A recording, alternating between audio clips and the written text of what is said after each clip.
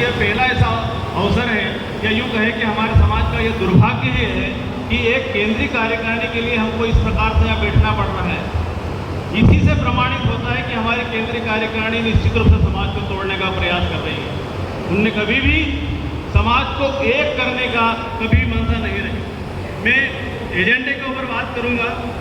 हमारा आज की जो सभा है उसका जो एजेंडा है, जो पहला एजेंडा है, भोपाल में 12 अप्रैल को अवैधानिक रूप से लिए गए निर्णय के संबंध में विचार उपरांत निर्णय।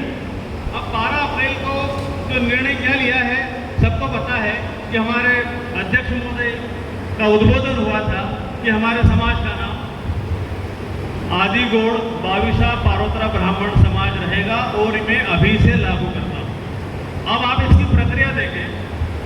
किसी भी नाम के संबंध में यदि विचार करना है तो एक सामान्य कॉमन सेंस की बात है कि जिस नाम को आप बदलने जा रहे हो उस व्यक्ति से, उस समाज के प्रत्येक व्यक्ति से आपको पूछना बहुत जरूरी होता है।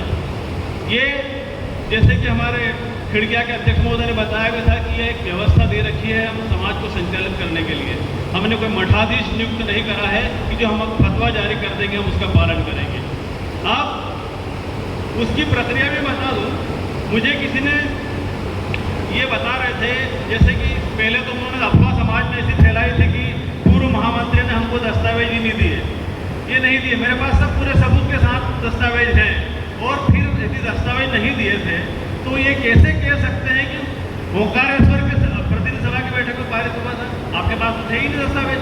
और किसी ने व्हाट्सएप पे लिखा था कि हमारे पास ये सुरक्षित रखे हुए हैं। मैंने जो भी दस्तावेज उनको दिए उसकी फोटोकॉपी मेरे पास रखी है। और ओंकारेश्वर मीटिंग में और उसके बाद जो 24 जुलाई 2022 को प्रतिनिधि सभा की बैठक भोपाल में हुई थी उसके मिनट्स हमारे आदरणीय सुभाष दीक्षित जी ने और सुधाकर तिवारी जी ने लिखे थे। उनके द्वारा लिखी उनकी राइटिंग में मेरे पास है, इसकी फोटोकॉपी है। मैं आपको बताना चाहूँगा कि समाज के नाम के संबंध में मैं इसलिए एजेंडे से बाहर नहीं जा रहा हूँ। समाज का नाम परिवर्तन कैसे होता है उसके पहले हुई थी 22/11/2020 को भी एक मीटिंग हुई थी, उसके मिनट्स भी मेरे पास है। उसमें भी यही प्रस्ताव पारित किया गया था कि समाज का नाम यदि परिवर्तित होता है तो उसके लिए अधिवेशन करवाना बहुत जरूरी होता है। और इसके मिनट्स में आया था, इसमें मैंने ही प्रस्ताव दिया था।